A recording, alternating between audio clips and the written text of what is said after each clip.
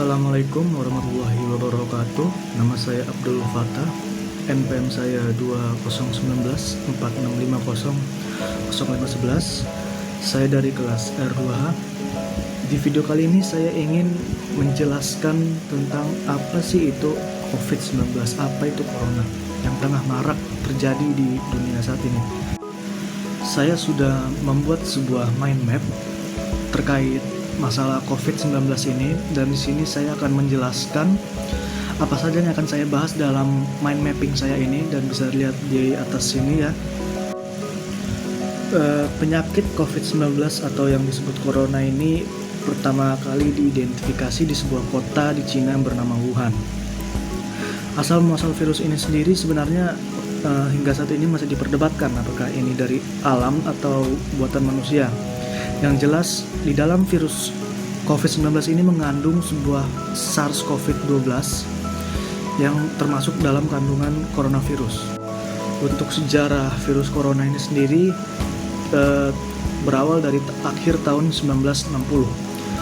Sekelompok ahli virologi mengadakan atau melaksanakan tes virologi ke sejumlah hewan, binatang, dan makhluk hidup lainnya, dan mengetes dan akhirnya menemukan genus baru yang bernama coronavirus.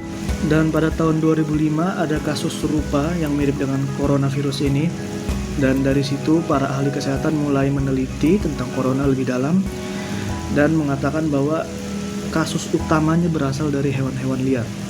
Untuk nama corona sendiri, etimologinya berasal dari sebuah nama yang merupakan famili virus dari corona ini, yaitu Coronavirdae.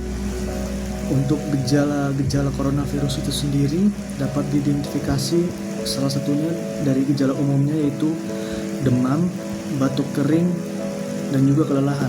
Dan untuk gejala-gejala yang jarang terjadi yaitu hidung tersumbat, sakit kepala, sakit tenggorokan, batuk berdahak. Sedangkan untuk gejala kasus yang lebih berat itu bisa terjadi gagal ginjal, batuk berdarah, dan juga bisa jadi terjadi demam tinggi. Virus ini menyebar lewat percikan atau droplets, di mana percikan ini bersumber dari objek atau subjek yang sebelumnya telah terkena virus SARS-CoV ini. Dan sebuah penelitian di Jepang akhir-akhir ini mengungkap bahwa mungkin saja terjadi penularan lewat airborne atau udara, yaitu melalui microdroplets yang dihantarkan oleh para penderita COVID ini, dan ini hanya masih berkemungkinan terjadi. Untuk diagnosis virus corona ini sendiri ada dua cara, yaitu scanning dan viral testing. Untuk scanning sendiri, para terduga membawa penyakit COVID-19 ini akan di-scan, di X-ray bagian organ dalam tubuhnya, kemudian akan dilihat di dalam paru-paru dan organ-organ pernapasan lainnya apakah mengandung virus corona ini. Dan kemudian metode viral testing itu dengan pengecekan darah dan DNA, apakah di dalam darah tersebut terdapat COVID-19 atau tidak. Dan untuk pencegahannya sendiri sebenarnya ada banyak metode yang bisa kita lakukan untuk mencegah terkena dampak dari COVID-19 ini.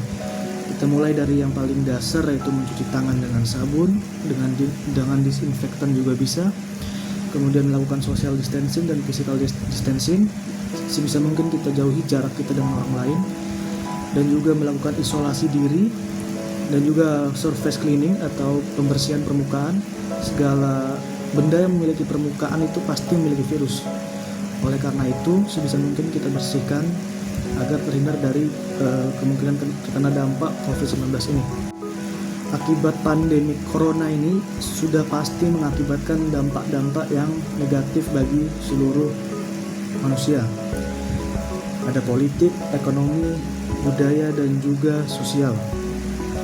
Salah satunya dalam politik yaitu kemungkinan besar akan menurun potensi devisa wisata Indonesia hingga bertriliun-triliun rupiah, dan itu merupakan dampak negatif bagi keberlangsungan politik di Indonesia. Dan untuk dampak edukasi sendiri terhadap Indonesia khususnya, seluruh sekolah terkena lockdown, dan akibatnya para murid dan siswa pun melakukan kelas online. Kegiatan ngajar-mengajar pun juga sangat terbatas akibat lockdown dan juga akibat pandemi virus corona ini. Dan untuk dampak sosial sendiri, sosial kehidupan di Indonesia khususnya, semua jadi terbatas. Apalagi dengan adanya pandemik ini, semua diharuskan untuk melakukan social distancing. Jadi komunikasi antar sesama jadi berkurang, namun tetap dilakukan secara online. Di sisi lain, virus ini pun juga menggerakkan beberapa manusia-manusia dan juga individu lain untuk peduli sesama dan juga membantu yang lain, dan akibatnya pun sangat besar efeknya bagi penderita COVID-19 ini. Dan ya, itulah sekian penjelasan dan penjabaran saya tentang COVID-19. Semoga membantu dan juga semoga Anda yang menonton mendapat hikmahnya. Terima kasih. Wassalamualaikum warahmatullahi wabarakatuh.